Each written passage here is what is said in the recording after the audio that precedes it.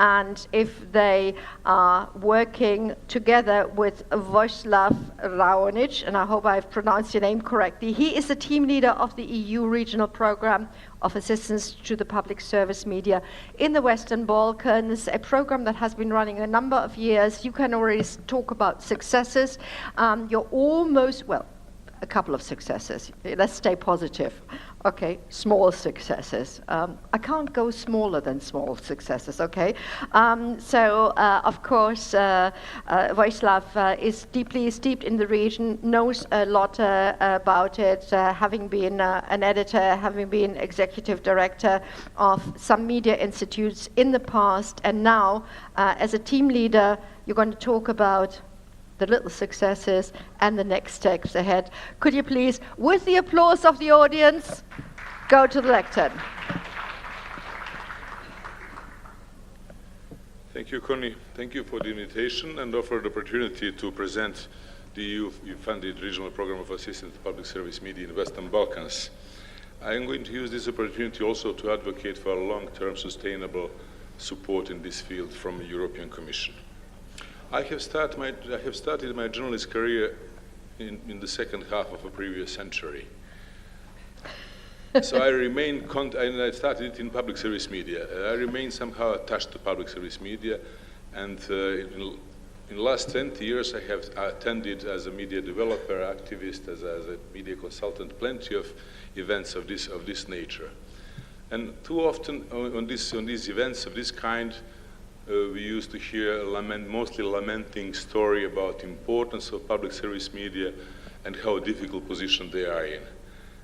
Typically, those lamenting speeches would, at the end of the day, the conclusion would be that, well, is there much that we can do? Media just mirrors democratic conditions of society, or public service media are hostages of conditions of society, which is everything but perfect. Occasionally, here and there were projects to support the public service media, but in a scattered manner and without systematic and comprehensive and regional approach. I may be subjective because I'm heavily involved in what I'm doing, but I think that the project that I'm going to talk to you about today may mark the beginning of a different approach. To my assistance, this is the first EU assistance program that is very all-inclusive, comprehensive, and somehow tackle this issue in a different manner. It includes all relevant stakeholders at national levels. Regional dimension is strongly emphasized. Close cooperation and co-production are key words of the project. And the program definitely deals with the key challenges of public service media. So what is it all about? What are the key elements of the program? Beneficiaries are 6 public service media in Albania, Bosnia, Kosovo, Montenegro, North Macedonia, and Serbia.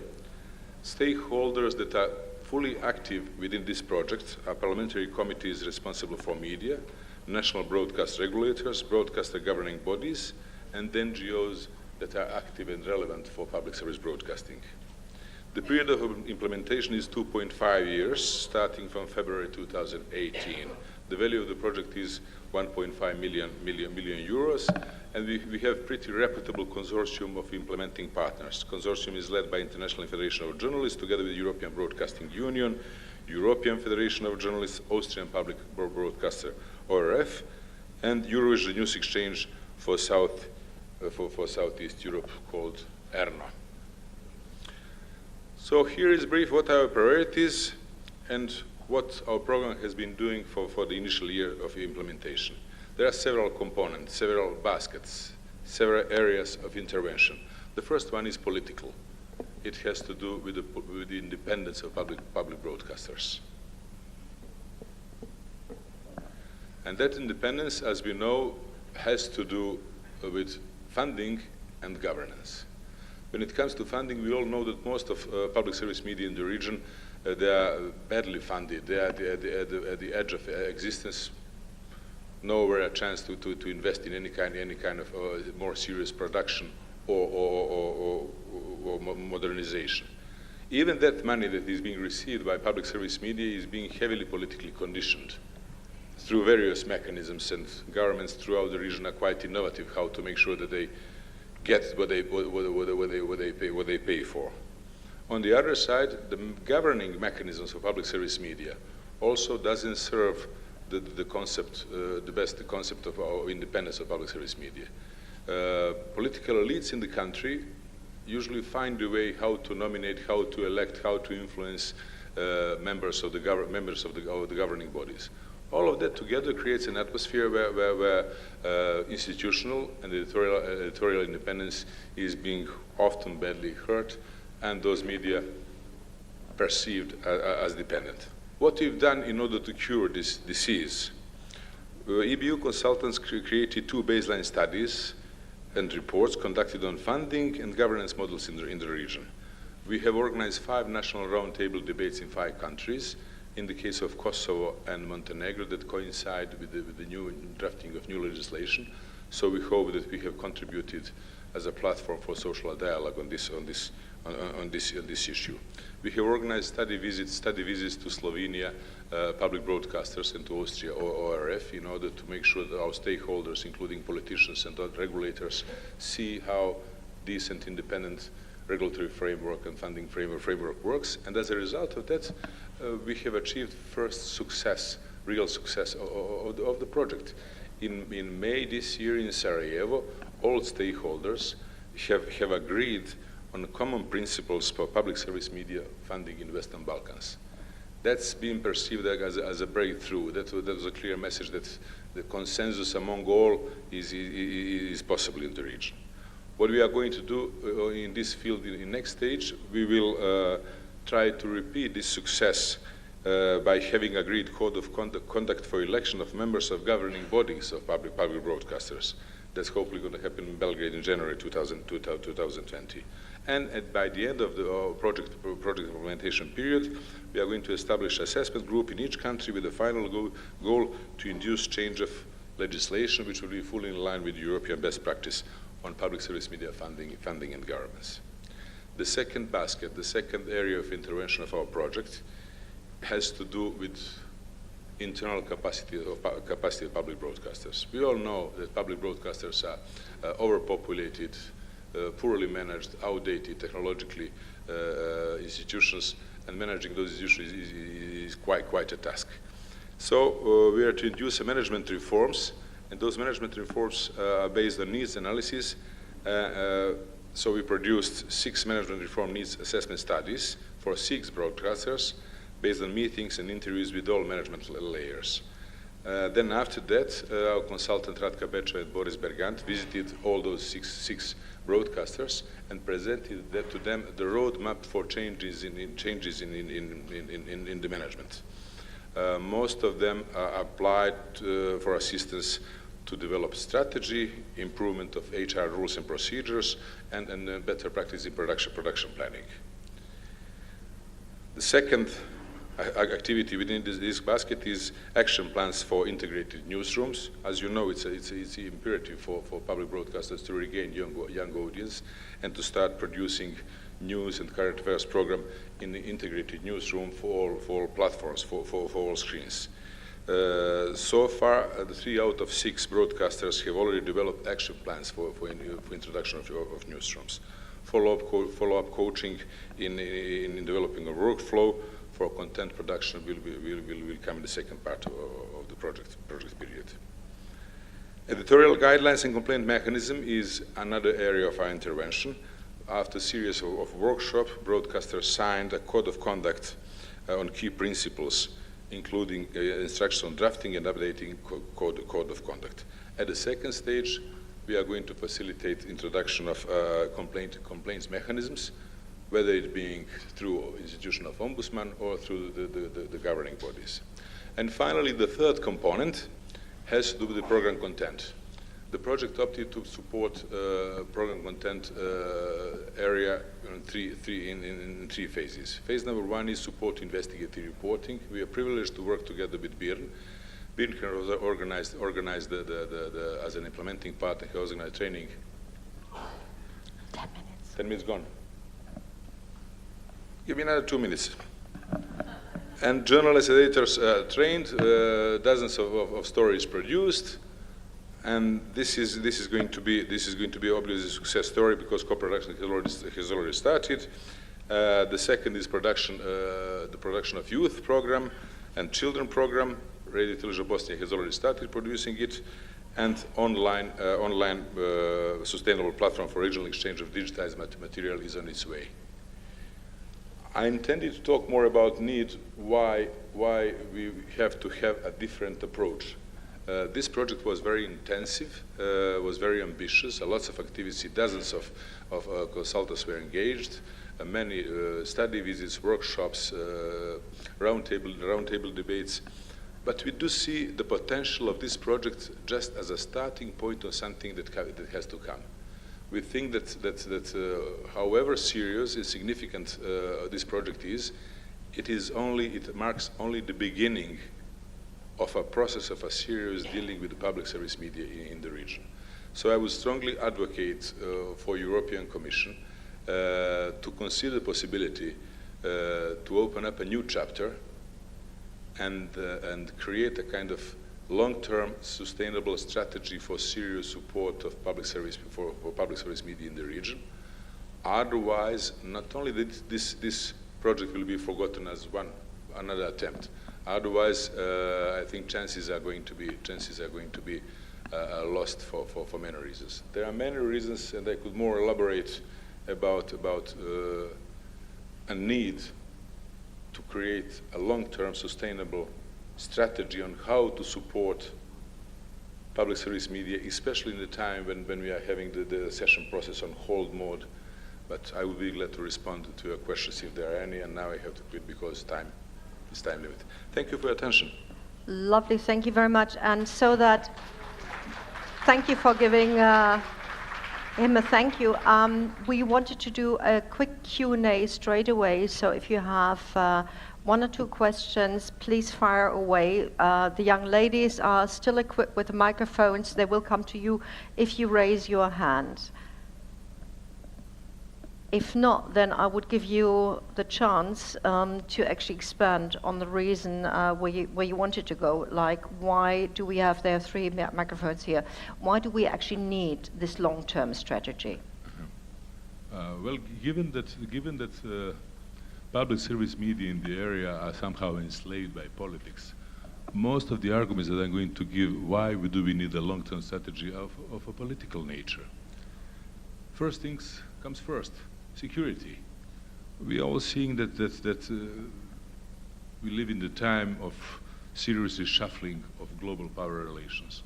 And we all know that Balkans is very vulnerable, not resistant to any kind of even remote tectonic moves. If we have a public service media that are not ready to get connected among the countries, to bring people closer, to bring not only political elites but ordinary people closer, then I'm afraid that any kind of crisis, political crisis, may lead to something we have witnessed in Balkans 20 and something years ago.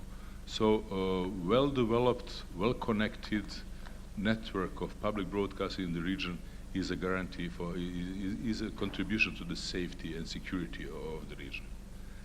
The second reason is partly, is best explained by the nature of our societies. We often live, there is some kind of post-war spirit hanging around the region, and our societies are very divided society, almost completely fractured society. We cannot expect private commercial media that are going to add to the atmosphere of tolerance, of mutual respect. Finally, common sense. And it is the role of public service media to provide a social platform for reaching a dialogue on controversial issues in a civilized manner, and bring the common sense to the top of public narrative, which often is not happening in our countries. The third reason is that we live in the era of fake news and disinformation campaigns. Those fake news are often launched from God knows where. We don't know who are the people who are writing that. We don't know their addresses. We don't know how they are paid.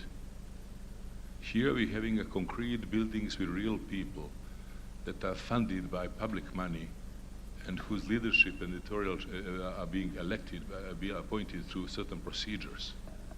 Here, provided that public service media can produce credible and professionally good news, that can be the best barrier towards any kind of disinformation and fake news. Thank you very much for answering that question, which probably could have taken about 10 minutes in itself in such a short manner.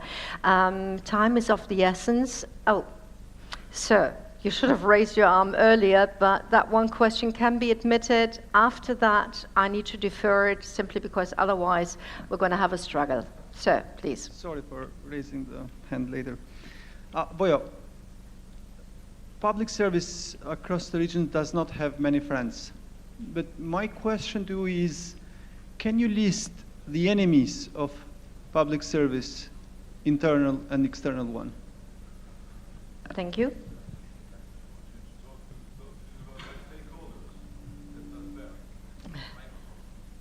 Have you switched it off by any chance?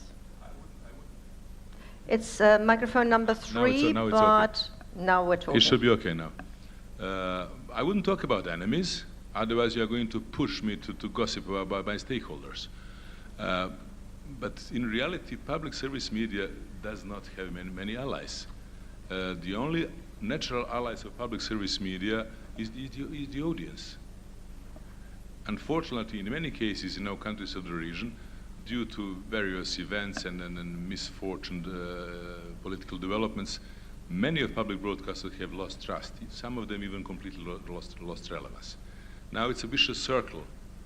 The only one that can really help you is the voice of ordinary people who pay for the program, and you have, meanwhile, many of public broadcasters have lost their trust. That is exactly why I think that the European Commission should somehow understand the realities. There are no sincere friends of public broadcasting in our countries. And public broadcasters should be supported in order to start hammering out... You need to put the microphone closer to your mouth. To start hammering out a proper alliance with viewers. That's exactly why I advocate for long-term, sustainable, well-crafted effort, and gradually, hopefully, that trust and credibility will be grasped by the audience. Thank you very much, and I'm sorry we can't follow up now. However, if we go through all our presentations fast, then we can pick up the ball. And also, one aspect is going to be answered by our last presenter, by Dragan, about the safety and security of journalists. Now, we're going to turn to something that was already sort of implicit in your answer. We're going to talk about trust in the media, because only if I trust something will I, as a voter, as a citizen, only say, I really need this public media to give me the right news. Lessons learned of the project Building Trust in Media. The lady who is going to bring us the news is Adeline Ulin. And I hope I pronounced your surname correctly just for once. Otherwise, if you want to say Hulin, she's happy with that as well. She certainly listens to that. She's working for the UNESCO Communication Information Sector as a project officer based in Brussels, but very close to the area. Your findings, please, Adeline.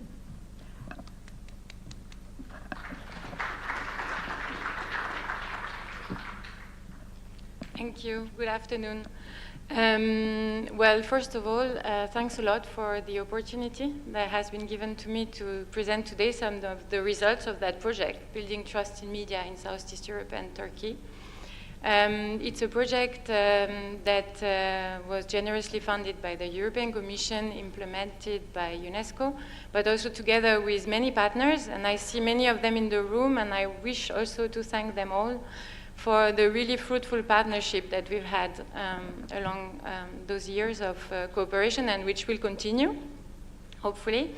I will start just by saying that actually the project started in quite a timely moment. When we started working on the strategy of that project, it was in 2015. And if you think about it, 2016 was the word of the year was fake news. So we were very timely we were already ready to start on the issue of trust in media, at the time. And our program, for this reason, in this context, where actually many of the discussions around this information crisis was about how for people to recognize content online in this new digital ecosystem, content that you could trust from content that you cannot trust, and give readers some tools to address those questions, and also avoid then the issue of manipulation. So that project, because of this context, at UNESCO became kind of a flagship project also for us.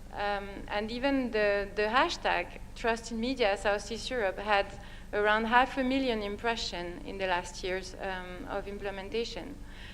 Our strategy was centered on to work on three areas. So the first one was to work with Press and Media Council, to work on media self-regulation, to reinforce them, to strengthen them.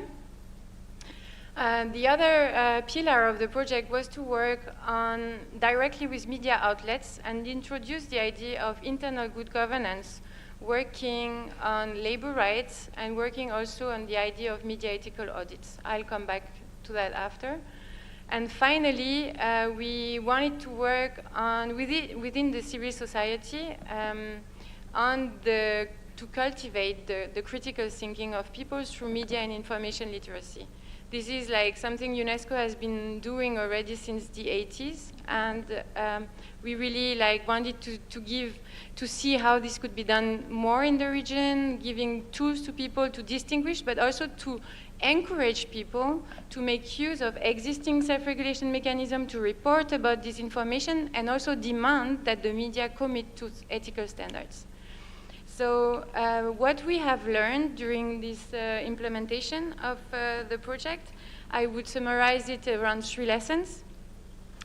The first one is that press and media councils are surely a meaningful response to disinformation in the digital age, but to the condition that they have sufficient core funding to actually support their core activities, which is to treat the complaints of people about the breach of a code of ethics.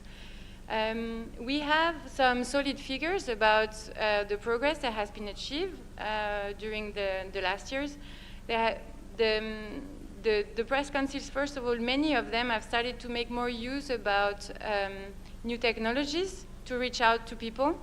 Some of them have developed some phone application. They have done transparent database to be more transparent about their work.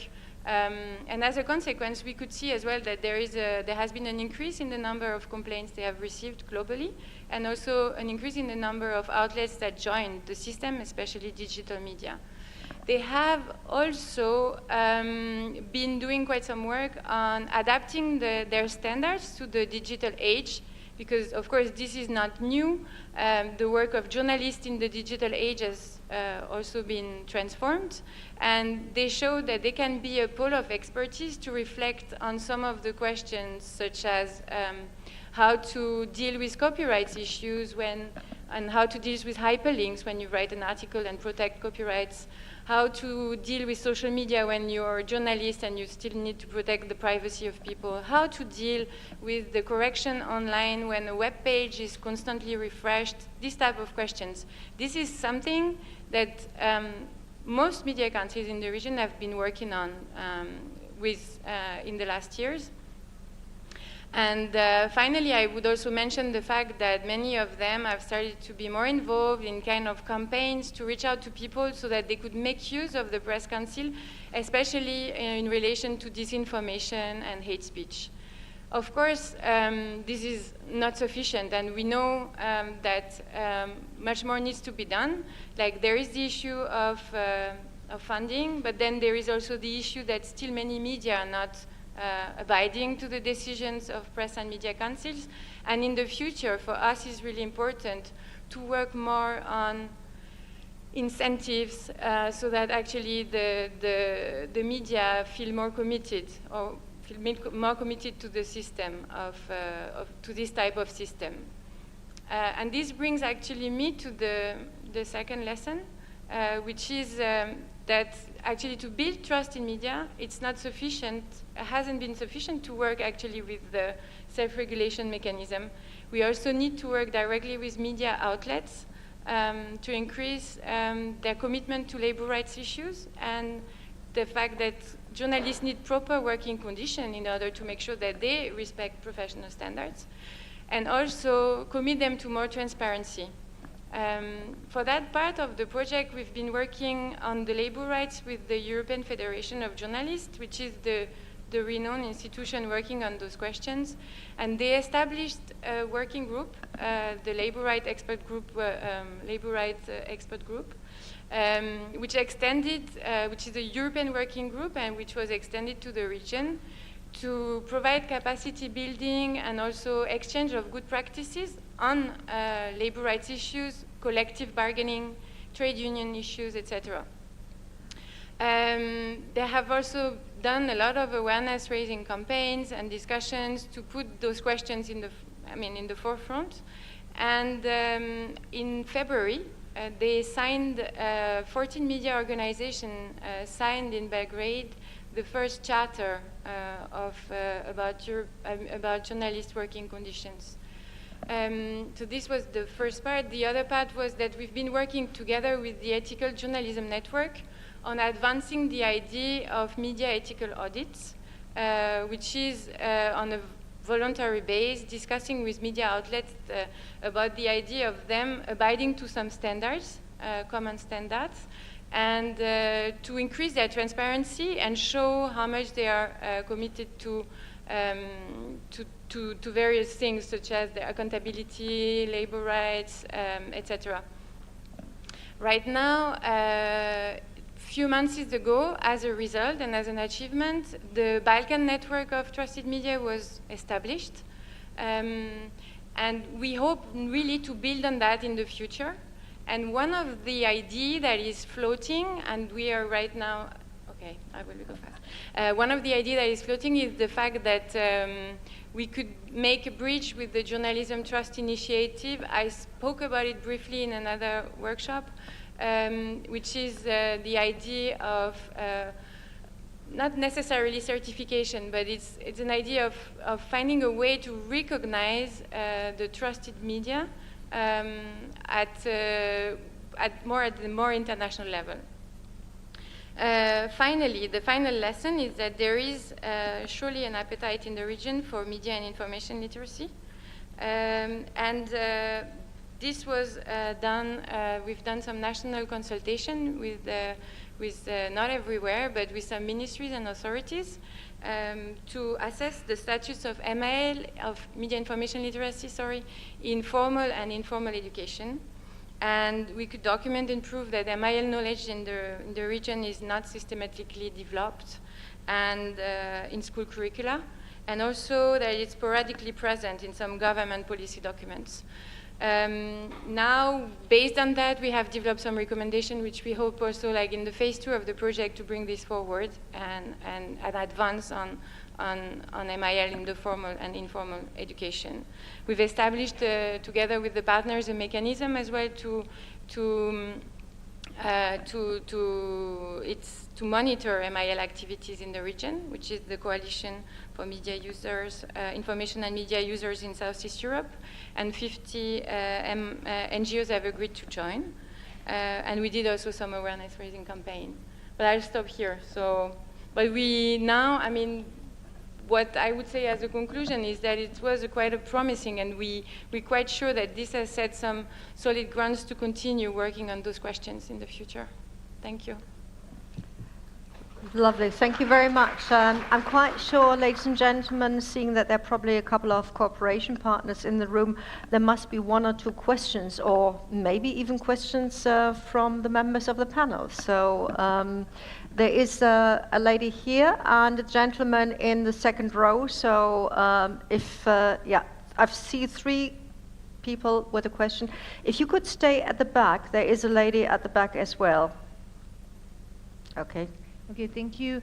Thanks a lot. I'm Leila Turčilo from the University of Sarajevo, and as the university and the Faculty of Political Science, our Institute for Social Research is one of the partners in the project building trust in media, specifically on media literacy aspect of the project. And I would say that one of the lessons learned from the experience in the project in Bosnia and Herzegovina is really that the discussion and the debate regarding the media literacy development on a strategic level goes very slowly and it takes a lot of efforts to negotiate it with authorities who do not encourage development of education that goes in line with critical thinking and media literacy in general.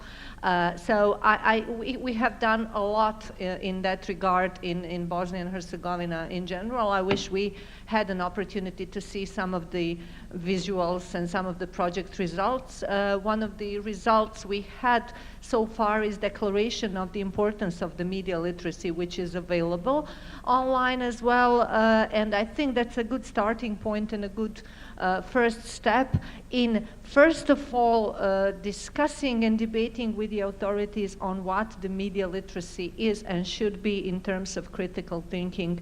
So I'm very grateful to UNESCO to providing us with such an opportunity, because most of the activities so far have been mainly on finding what we may lack in the strategies and so on. And I guess, and I see it from the perspective of Bosnia and Herzegovina, that we are going one step further in that regard and saying, okay, from the point of view of civil society and academia, here are suggestions and this is what we can do.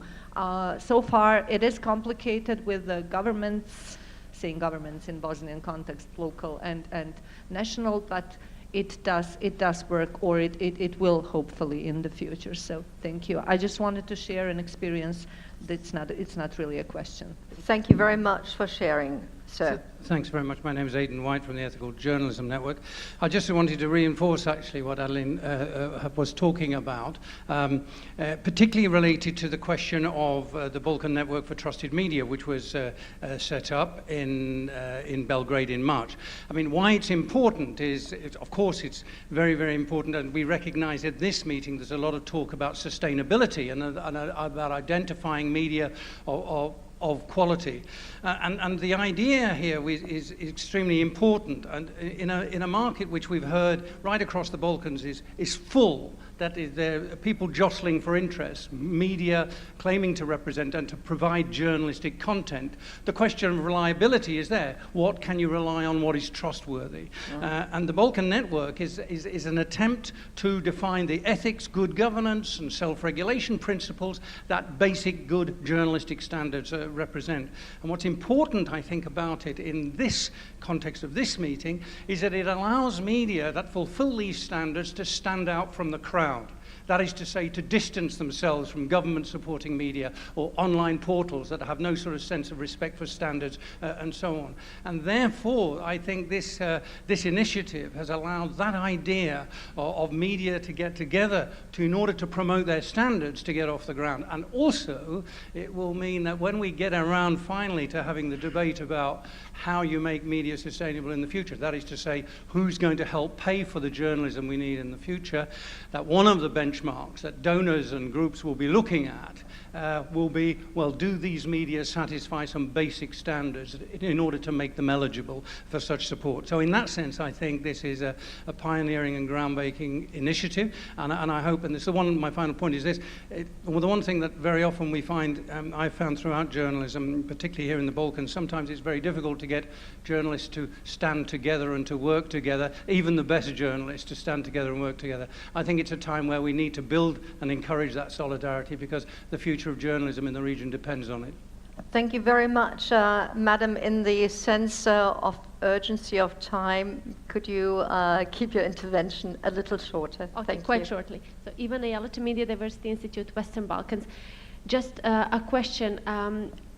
In terms of including citizens, because the project name is Building Trust in the Media, and actually, yeah, just to add, we were actually involved in the project and took part in the national consultations in Serbia. So I do know about the project, but when it comes to citizens, have you done, and how much has been done directly with citizens, understanding the role of all these different actors and how they can make pressure on the media to become more professional? And since you mentioned that this will continue, whether whether there are plans to actually work more in this regard. Thank you. Thank you very much. Adelina, I would love you to answer and also maybe sort of just point out to the fact, and it needs to come from you, that the project is ongoing. Yes, the project, we will continue. We've done, basically with citizens, what has been done is at the moment rather using social media, creating some micro-learning content so that people, to help them distinguish between trusted or this type of information, and also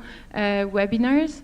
We want to scale this up, and we will continue, and the idea in the next phase is also to work more with youth organization directly.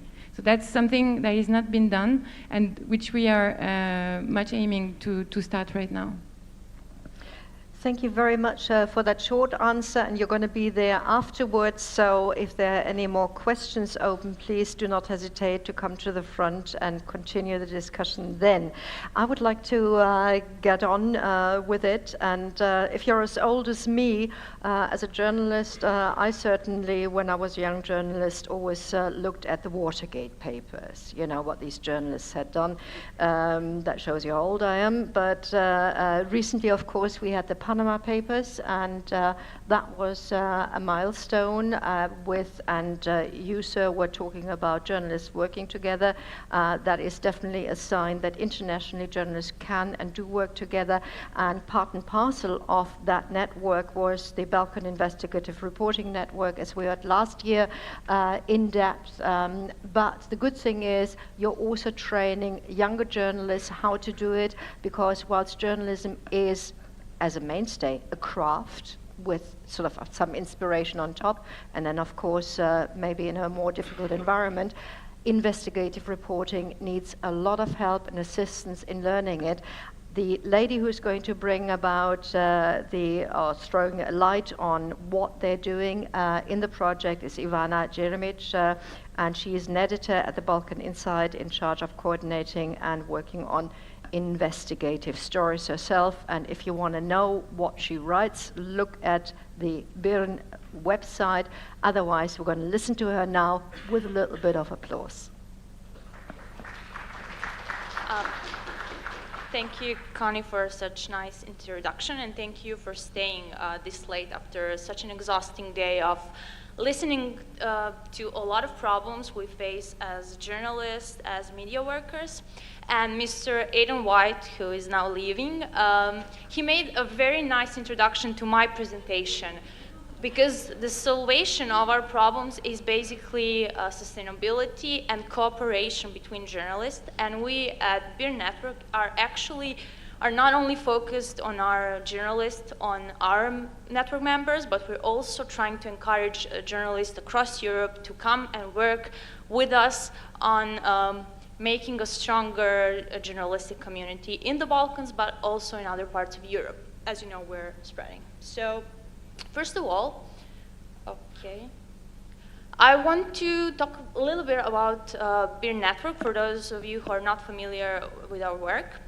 Basically, Balkan Investigative Reporting Network is a network of different NGOs with the aim to promote freedom of speech, human rights, and democratic values in Southern and Eastern Europe, with the aim to spread all across the Europe, of course, because all of our problems are basically the same, and we basically share a lot of same problems in different parts of Europe.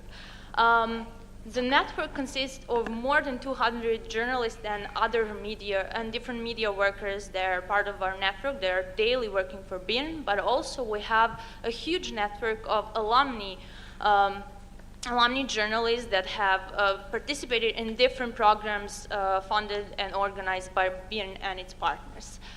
So basically, we now have local representative centers in different countries such as Albania, Serbia, Macedonia, Kosovo, Romania, and Bosnia and Herzegovina.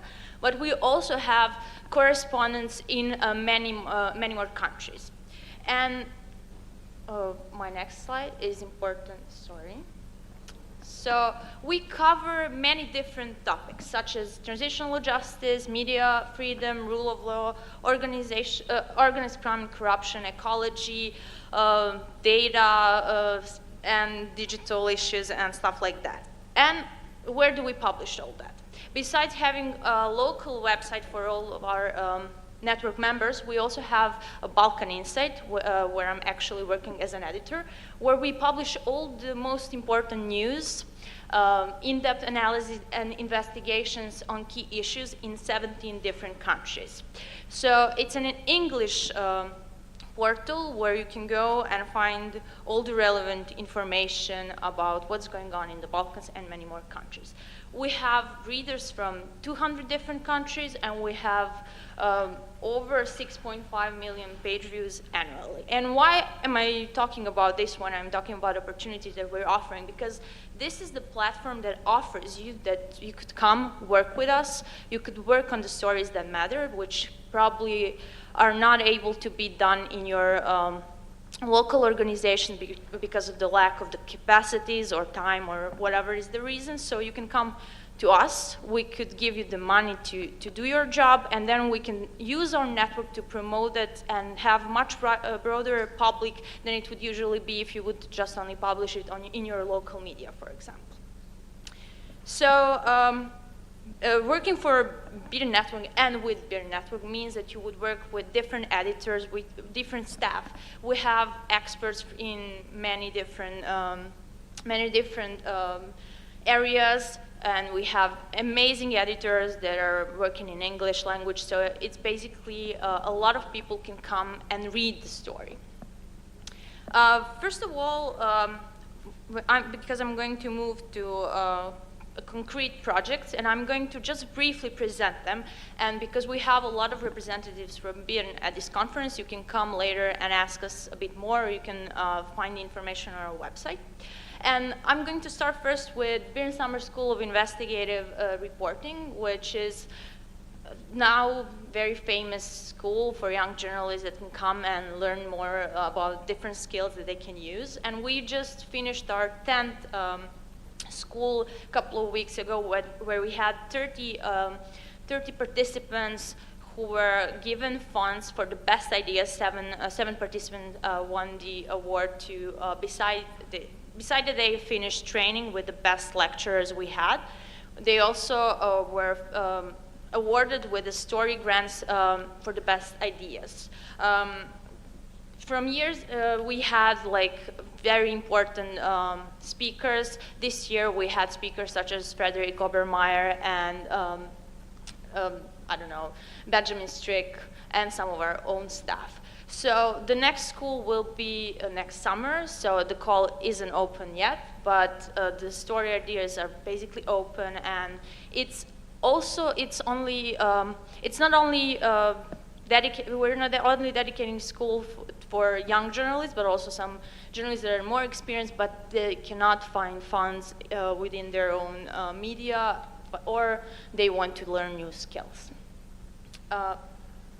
Next. Because Maria previously mentioned how much we value cross-border stories and cooperation, we think that it's the way we should fight for media freedom is to cooperate. And also that's why we have this grant, and the call was open just today, where basically any journalist as individual or a group can apply. We don't have a specific topic. The only thing that you should solve as a criteria is that it should cover 2 Western Balkan countries, and basically that's the way that's the way we are going to encourage cooperation between different journalists in different countries. Individuals who are applying with a story idea and they do not have a partner in other countries, it's not a problem, because we, within our network, can help you find someone to work with you on the story. Second of all is one of our latest projects that was launched in May, and that covers different topics in regards to the democracy all across the Europe. Basically, it's focused on V4 countries and the Balkans, and anyone can apply. And the only thing that you need to have is a good idea for the in-depth investigation or a feature concerning these topics. And it's an ongoing call, so if you have a good idea, you can apply and work with a great editor and our editorial team during your months of investigation. Transitional justice is something that BN is very well recognized for and that we very much value. And some of the problems we mentioned today are basically coming from the past. And if we're not dealing with the past, we will not be able to solve our problems in the future. And that is our motto, so that's why we have transitional justice grants, and that's why we value transitional justice reporting as such. So we have a couple of opportunities for people that are interested in reporting on transitional justice. First of all, we have a grant for stories covering topics such as criminal justice, where we try to encourage people to dig deep into the archives of the International Tribunal of International Criminal Tribunal for former Yugoslavia, but also domestic courts. The idea is to find new ways to talk about these topics and to give them a little bit more attention, because now, even though all those years have passed, we're still dealing with denial and disinformation. And this story grant should help us encourage journalists interested in these topics to apply and get funds to do the stories. And the call is open until September 30th, so hurry up. And the second, which is basically connected to the previous grant, is a training, 3-day training for those interested in reporting on transitional justice, where people would have a chance to come to Belgrade, work with experts, journalists, experts in this actual specific field as transitional justice. They would 10 selected journalists will have the opportunity to learn, but also there will be a visit to The Hague. And of course, the idea is after the training, they will be able, the best story ideas will be funded with grants. Anyone can apply from former Yugoslavia countries. And also call is until September 25th. And the last one is the resonant voices. Basically, the topic that we cover is extremism, human rights issues, migration, radicalization, all across Europe. And basically, again, individuals or teams can apply. And it's we already had a project during the last year, and the new call opening is next year. And we have many more different opportunities. I just wanted to briefly go through all of them. You can follow our accounts on Twitter. You can check our website. Next month, we will have a big announcement of our latest project that we've been working on for months now, and we're really looking forward to it because it's going to be basically something that we're working on for journalists, where journalists could collaborate and interact. So thank you, and I'm looking forward to your questions. That's lovely. Thank you very much. A little applause does help. And if I remember correctly, Kurt, it's you who's going to get the microphone first. Okay. 2 quick questions for you regarding, first is, they're both regarding feedback. Does burn reporting get picked up in local media post hoc? After you break a story, does it get reported in local language media? And the second question is about your expansion to Central and Eastern Europe recently. Obviously, that's a reflection of a vector going in the wrong direction that certain nominations also reflect. I'm curious, what kind of cross-pollination or knowledge transfer is coming from this region to Visegrad on techniques of abuse of power and so forth? I'd be curious to hear that as well. First of all, we also publish, besides having our articles in English, we mostly translate most of the important articles, but we also have local centers that publish those stories in the national language. So sometimes those investigation and analyses are picked up by mainstream media and local media, but basically because we have a problem in most of the Balkan countries with mainstream media, because they do not want to pick up your story because it's something that's bothering the government, so it's really hard, but it happens. And and it usually happens in Serbia. Someone would pick up something that that we uncovered in Croatia, because it doesn't concern Serbian government, but in a way, so you know, that's how it works. And in regards to expanding to Central Europe, basically we have a Balkanization of Europe. And since we're dealing with media blackouts, we are, as young journalists and investigative reporters, we know how to deal with media darkness, because it's not something that it's like ongoing for a year or two. It's something that it's like prolonged for decades, only in different shape. So I think that the experience we have in the Balkans is helping people in those countries, and we have correspondents in all those countries. Thank you very much, Ivana. And any more questions, I'd love to invite you to ask later on, because that would keep us almost in time. But my prep talk with you actually revealed that if bad things happen to you, it comes with a job. That's what all of you at BIRN are resigned to.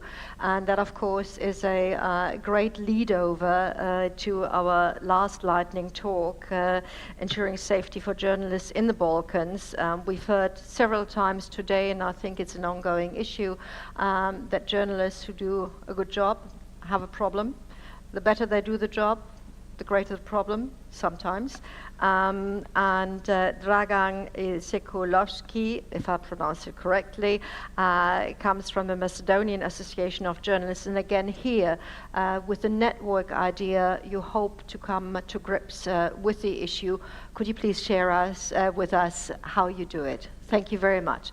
And again, ladies and gentlemen, I know it's late in the afternoon, but a bit of applause. Thank you, Connie. Thank you all for staying and for your patience. I'm gonna try to be extremely short, but that's why I need you to cooperate with me, and meaning you should drop your phones and put your eyes on the screen, because I have a short presentation that I specially prepared for this event. So basically, the things that I wanna say is, what is our name? You know, names is something that we are Macedonian specifics about. So I'm not sure if this is working. Can I have a bit help with that? It worked just a second ago. Yeah, but... Is there a green or a red? If not, guys at the back, can you just switch on the presentation one forward, please? Yes.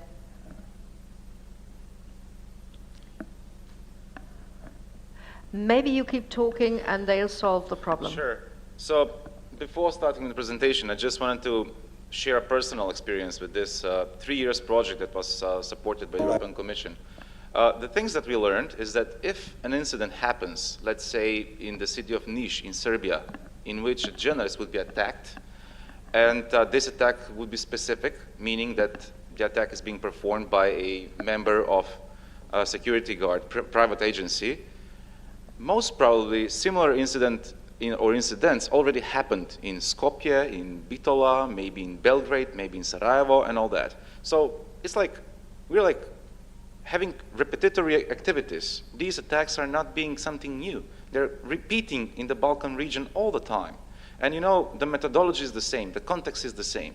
So sometimes I even personally think that some of the politicians, which are in some cases in the back, it's like they're like having a manual or a presentation how to attack journalists in an efficient way. So what should we do? That's why we created a platform. This is our name of the project. It's rather long. I constantly forget the name. Sorry for the task manager if he's listening to this. But this is our logo, and basically we're a platform. Why a platform? We need to be a platform because basically we need to share experience. We are sharing the experience from Zagreb to Skopje and all cities in between. And basically we represent 8,000 journalists from the Western Balkan countries. The organizations that stand behind this platform are the Association of Journalists from Serbia, the Association of Journalists of Croatia, of Bosnia and Herzegovina, Kosovo, Association of Journalists of Macedonia, and the Trade Union of Montenegro. These are our nice logos, and we actually, in a way, implemented this activity in the last 3 years, and still we are doing this as we speak. So What is the problem that we are dealing with? I'm going to show you short videos here and some pictures. The first video is from Skopje.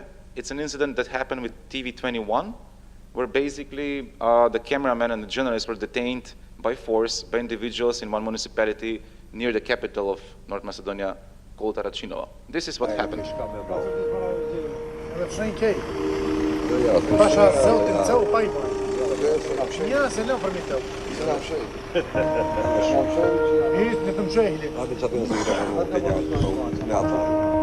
Kështu të presin në Haraqin, kur shkon për t'i qarë hallet e banuar në komunë, por në kërcënim të thyerjes së kamerës dhe frikësim të gazetarit, ky zyrtar politik, miqtë e tij, e ftojnë ekipin televiziv që të hynë në komunë dhe të merren vesh se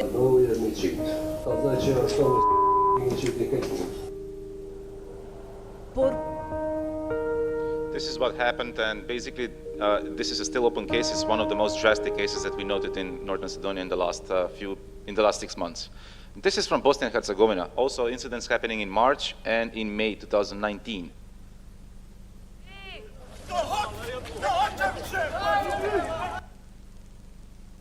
Two local TV stations with cameramen and journalists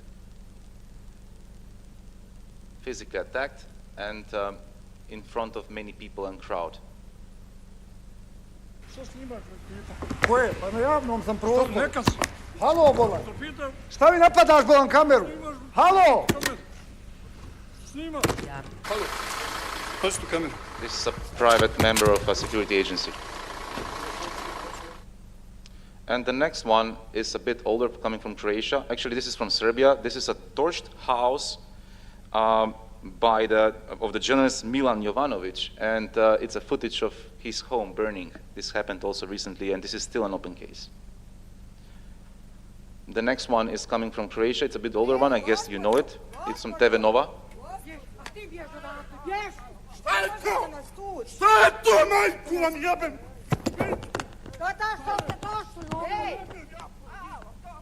Ne možete nas tući!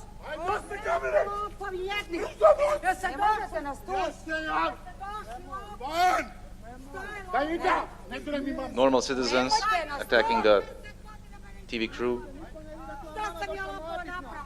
Nemojte nas tući! Ej! Ej! So these are the couple of videos. We have plenty, unfortunately. We have hundreds of these. But I've picked this because they're like most recent and in a way indicative.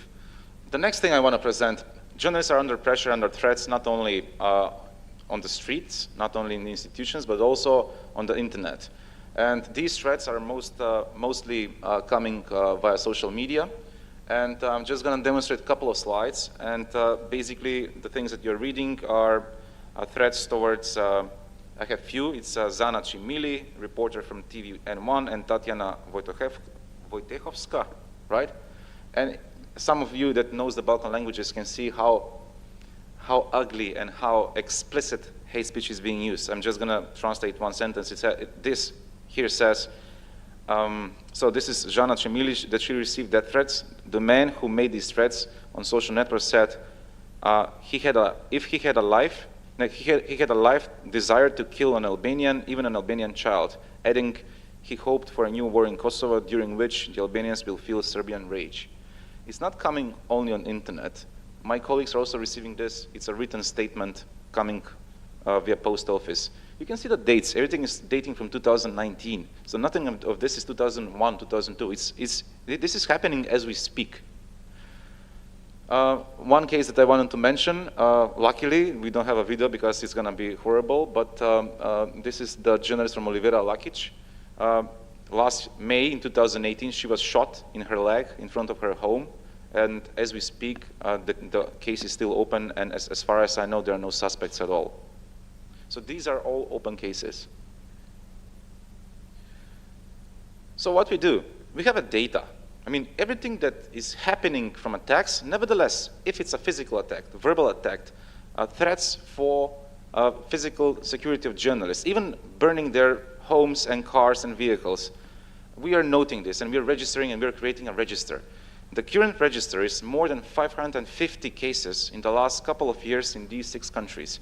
You can see in each country how many reports about violence of journalists we have. And if you click on this webpage, you're going to see details about how this did it, how this was done, who did it if we knew, and what is the status in the judiciary proceedings.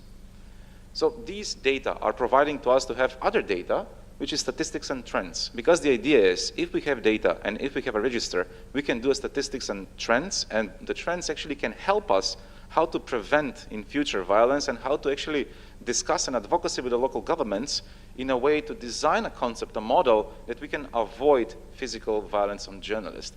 Here you can see actually how many cases were reported to the authorities, because not all journalists are reporting violence to authorities, unfortunately. Then we can see how many court procedures were started. Then we can also see whether the investigations were initiated or not.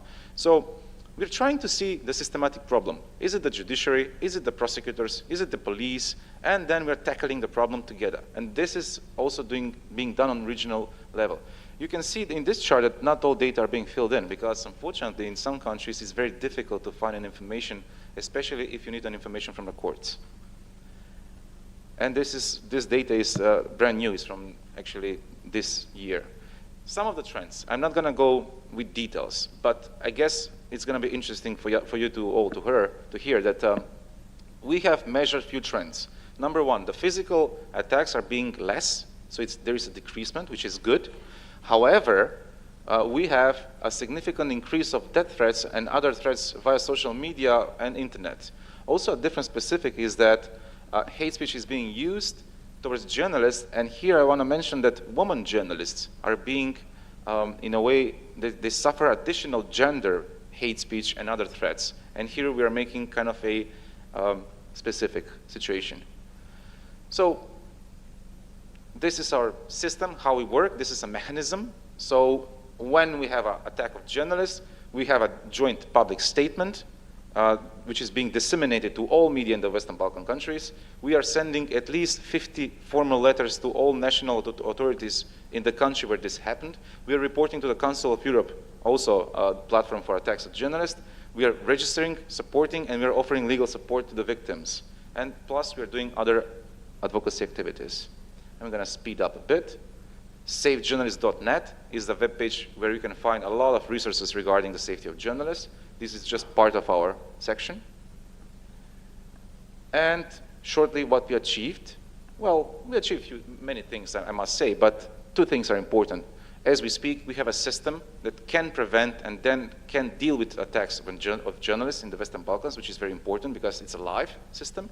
And secondly, we implement research and produce assessments that can help the governments to do better media environment. These assessments are being quoted in all international reports, and they're being argument-based with a lot of data. And other things that we do, basically you can read on the screen. We organized more than 12 events international, 50 thematic other events, trainings, and also we have 10 legal assessments on the Balkan region in total. Some pictures. This is part of the team that works on this project, and these are some meetings with the prime ministers, ministers, and other stakeholders that we did in the past. Oh, this is me. Yeah. Oh, this is the Prime Minister of Serbia. Yeah. Okay, next. This is the end, more or less. What about the future? I just want to have a positive note in the end. I mean, I know it's kind of depressing to speak about violence, and especially violence to journalists, but we should stay positive, because we should also speak loud that safety of journalists is and will be a precondition for freedom of expression. I mean, we cannot speak about freedom of expression unless journalists are being safe. Number 2, all local governments which are candidate countries for EU, they must obey the chapter 23 and 24, and here they should do their job in front of the Commission and NATO. Also, the politicians, here is not only legislation and the courts, politicians must change the mentality they have towards journalists. They must, in a way, have different attitudes toward our colleagues. And in the end, it's a self-criticism. The professional journalists, not all journalists, the professional journalists, they need to increase the solidarity, and they must follow the ethical standards in order to stay credible in front of the audience. last slide, we should stick together. Why? Because the solidarity is one of the best things that we can do in the journalistic community. Picture number 1, a protest in Skopje in which we had colleagues from all countries in Western Balkans. You know, sending a message of a wider group is different than sending a message than one individual. That's why we are trying to, in a way, convey these messages on a group level. And we have plenty of this solidarity picture, but this is one of my favorites because here this is our former president of NUNS, the Association of Journalists in Serbia, who unfortunately had a hunger strike, and this is our visit while he was doing that, but luckily this ended up well. So I'm going to stop here, and I'm going to thank you for your attention, and I hope that you actually learned something. Thanks. Thank you very much, Dragan. I don't think there's been anybody who hasn't been listening to you with bated breath and empathy. And I mean, for all of those who are out on the road, who are trying to interview, who are sort of throwing a light on issues that are going on, we are alone. I mean, even if we're with a camera team, I no longer do that, but I know situations aren't always easy. So wonderful that you hailed the solidarity effect and the transparency to the outside. Ladies and gentlemen, one question towards the end. The young lady over there, just wait a second, the microphone is coming to you. Thank you very much. Very short, I promise. Meida Mominovic from Media Center Sarajevo. Do your member organizations or any other to your knowledge provide psychological support to journalists who have been under threats and attacks? I know about cases of legal support that is quite well established across the region, somewhere, more or less. But what about this segment of providing psychological support by experts to people who underwent these terrible events? Thank you for that question. It's a great question, and frankly, we don't do professional psychological support to our members, but we're trying to express our comfort and emotions and solidarity, us, like people which are constantly on daily basis within the office of the Association of Journalists.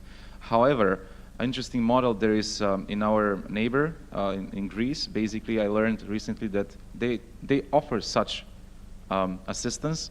And in my opinion, we should also start thinking to offer such services to our members too, because the trauma which is being, in a way, motivated by physical attack on public space or by any kind of physical violence to a human being, not only to a journalist, can leave deep consequences. And that is why it is something that we should think on doing it in a strategic way. And I hope that we can start doing that very soon. Thank you very much. At this point, can I ask a final question? We've heard 4 fantastic examples of networking, of training, of cooperation. In how far do you actually collaborate, your networks? I mean, I've seen on your website, on Björn, some of the statements of lady reporters that have been threatened, that have been abused on the internet and social media. So you probably have some connection. In how far do you make that an issue when you talk about new structures on public media, for example? We do cooperate closely with Björn, for example, an investigative component of our project. We also do cooperate with a young colleague from Macedonia because we are about to organize roundtable debate on public service media funding and governance in Macedonia. So it's important for us to have a credible local partner to get us there. Unfortunately, with UNESCO, we do not cooperate with. We'll have a coffee. And that's why you need conferences, because you can actually meet and hear about initiatives that are actually sort of tying in with yours.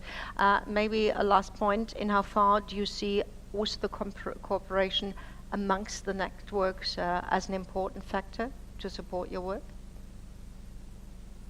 Absolutely, when it comes to like getting to the wider public, protecting journalists from pressure coming from their local government stuff, I think that collaboration between journalists, especially in the Balkans, because basically we speak the same language in most of the countries, I think it's extremely important, and it's something that gives us strength to survive in the times of media darkness that we already discussed today in many different ways. Fantastic. Thank you very much, ladies and gentlemen. For now, could you just give the whole panel one more round of applause?